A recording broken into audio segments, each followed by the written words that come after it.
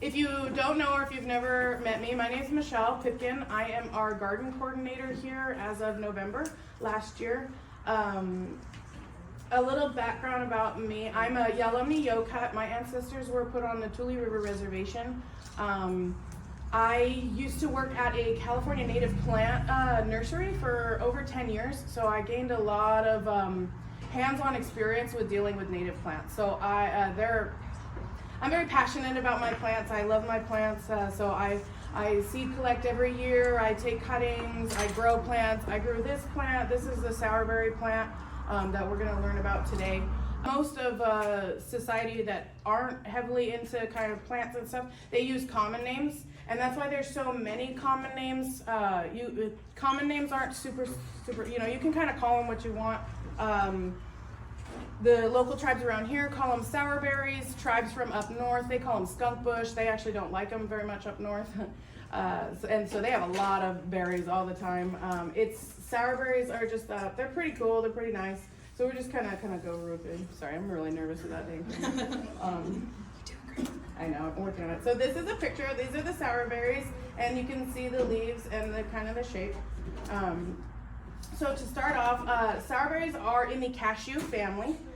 They were formerly classified as Rus triloblata, but as the scientific world develops more and gets more into DNA and structures, sometimes they'll change the botanical names.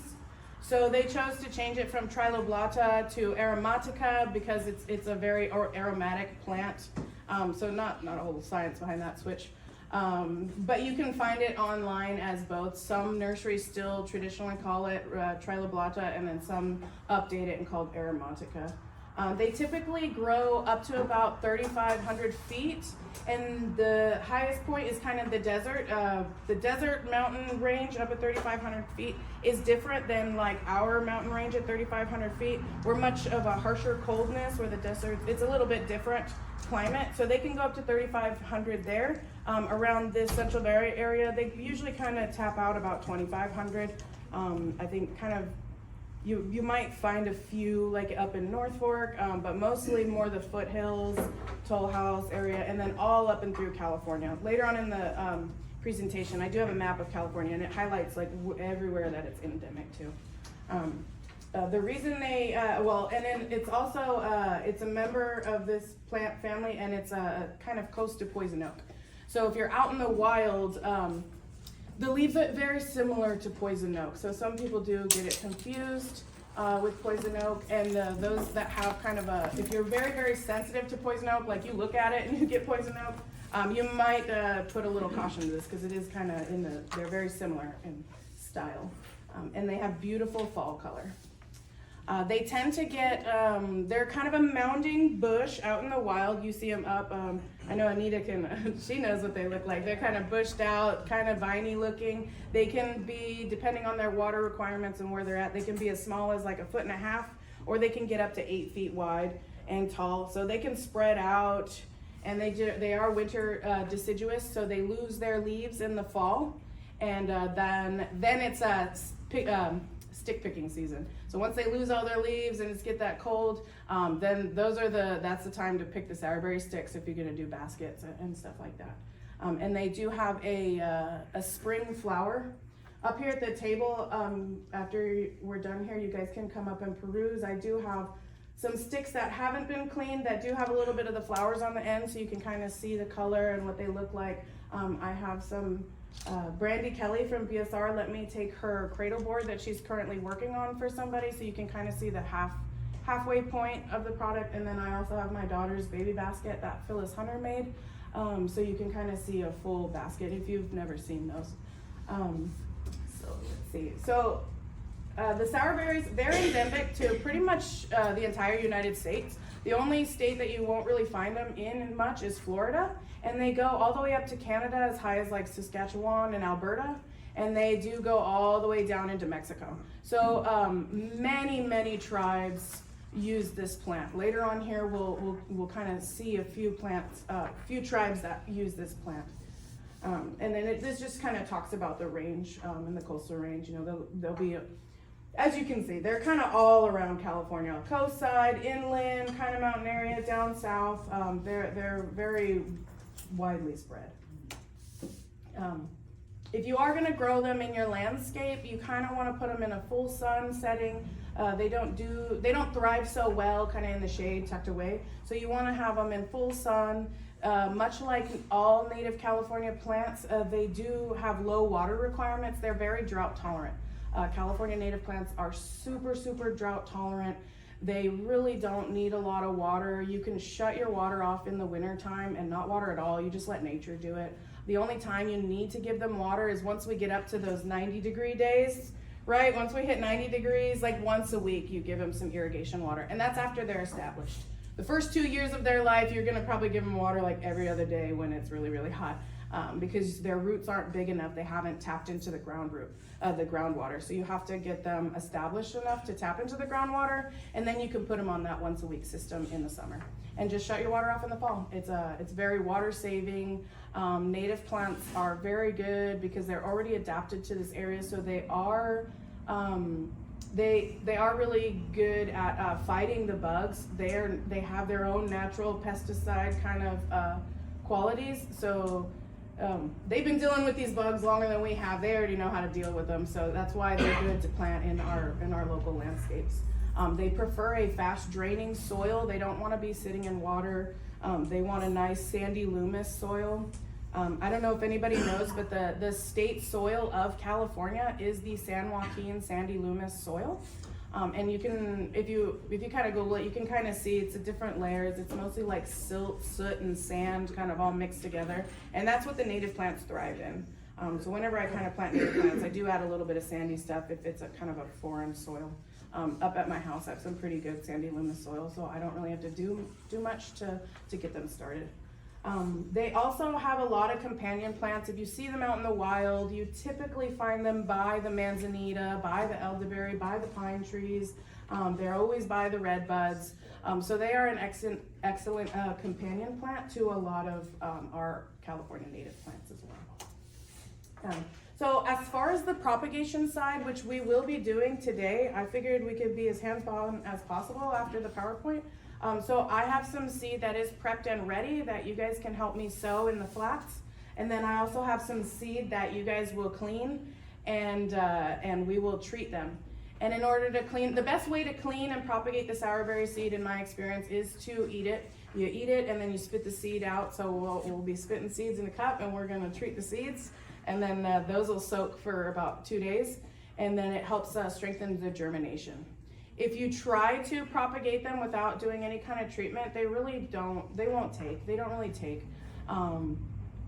Traditionally, they like a good cultural burn. They like the fire, much like a lot of the California native plants, they like the fire. So that fire is the hot water treatment that we do. We reenact it. So when you're in settings where you can't do fire, you do the hot water treatment, and that kind of is that. It does the same thing that the fire does. It kind of burns that membrane, helps it start germinating. So I recommend if you are on private property and you can do burning and stuff like that, in the fall, once it's loosed all its leaves and everything, you go ahead and cut it back to like maybe that tall, pile it up on top there and light it on fire. And then you'll have some really nice germination. If there's any berries left over on the sticks that you burned, those will help germinate, and so it'll help your plants spread farther. So that's kind of a little bit of the propagation. They are kind of hard to propagate. You really have to do something to them in order to get them going. You can also dig them up out in the wild well, I shouldn't say in the wild, as that is illegal.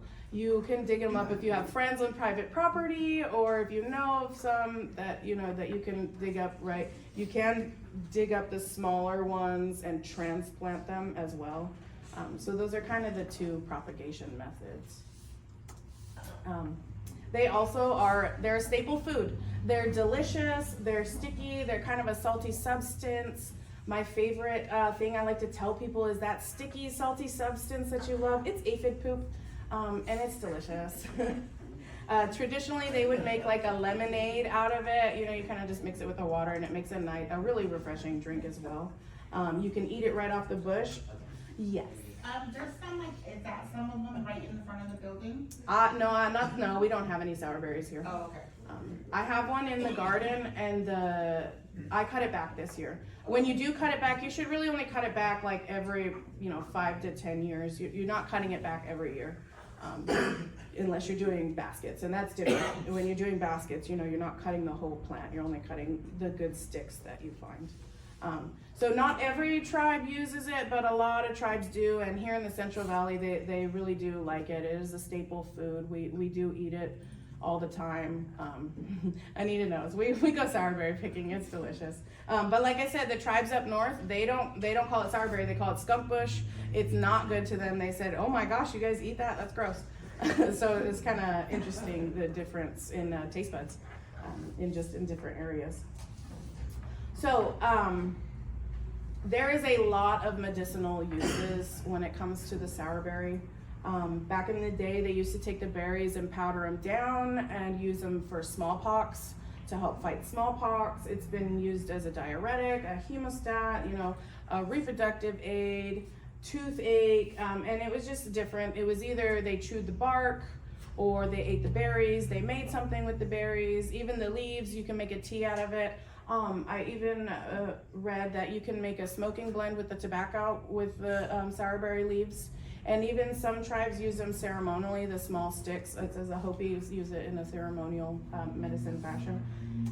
So Blackfoot, Cheyenne, Juarez, and these are just a very small amount of tribes that we know of that used them. And I'm sure almost all the tribes in every state that it's endemic, I'm sure they had some use or way for them. I don't know everybody, so I don't know. But you can kind of see it's a very widely used plant. And everybody's favorite, it's a basket plant. Everybody loves the sourberries. You pretty much see them in the baskets. I can kind of start passing these around. Like I said, this is my daughter's basket. Phyllis Hunter made it. So you can see all the sticks, all these white sticks right here. These are all the sourberries. And then it's wrapped all the brown. This is all red bud. This here is the chaparral, and then of course we've got the red bud on top. And then she washed the whole thing with soap root, because traditionally soap root is a glue, it's a soap. It's also a good rheumatoid pain medicine. We will cover soap roots later on. But she washed it all down to hold it together, and then she put the abalone on top to keep the negative energy away. And then Kim Taylor made the belt. She did a lovely, beautiful job making the belt.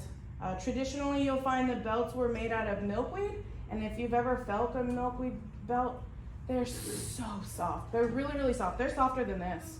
I got to feel one. Carly Tex has one, and it was soft. It was amazing. So if you guys want to pass it around, you guys can kind of touch and look at it. And then, like I said before, this is Brandy Kelly's. This is kind of the midway point. From here, she still has to add the sides and all the red bud to kind of fit together and put the hoop. But this is kind of the midway point, and you can see the back. I personally don't know how to make baskets, but it is one of my goals in life. I do want to learn how to make baskets. So I have been starting to collect sticks and clean them and get them ready. So I do have some sticks that are just free. You guys can come up and look at and peruse. These are the sticks I was talking about that kind of have the flowers. It's off season, so these wouldn't be ideally the sticks that you picked in the wild to clean for the baskets. I just picked these to show you guys the flowers. You want the straight, tall, nice, skinny ones. So these would not be very good for those. And then I did bring my coils that I have. This is white root. You'll find that a lot of the binding is either white root or red bud or a combination of the two or all or one. You'll probably always find some kind of white root in the baskets. I don't think I've really seen one that didn't have some kind of white root in it. And then this is the red bud. And this is my first time splitting and cleaning the red bud, so I have a lot of practice to do. This could be cleaned even further. It's not a perfect example, don't judge me. So I still gotta work on it. This is my first try, so I ruined a lot of good red bud sticks in trying to learn how to split them perfectly. So you guys can kind of come up and see that. These are the berries that I'll kind of pass around, and you guys can kind of clean the seed for me. You don't have to, totally optional. If you want to, by all means. If you don't want to, that's fine, you don't have to. And cleaning them is putting them in your mouth, is putting them out? Yeah, so, yep. And what kind of food was on them? Aphid, it's aphid food. So, we're just gonna throw it in our mouth, and I'm gonna strip the.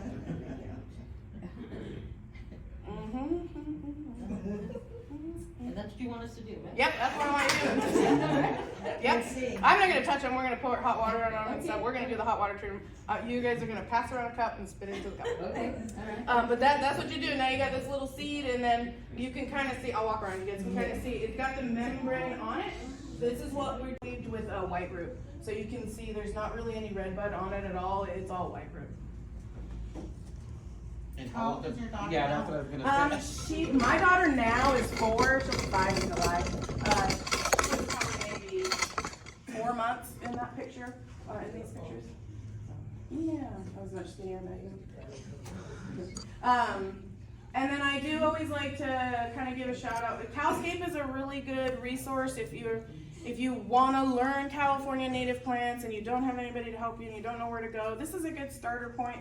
It's a great website that you can utilize.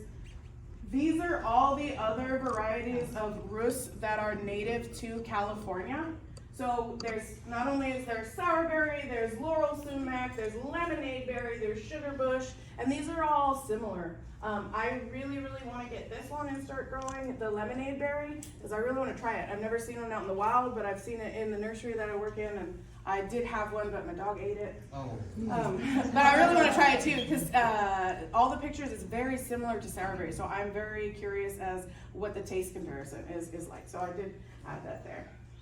And the sugar bush, is it sugar? I'm not too sure. I haven't delved too much into that plant, but it always interests me, and I always try to throw out the other things. So we realize there's usually when you have one plant, there's a lot of other ones that are very similar, have the same family, come from the same area. So that's kind of an example of that. And that was it that I had for the pre.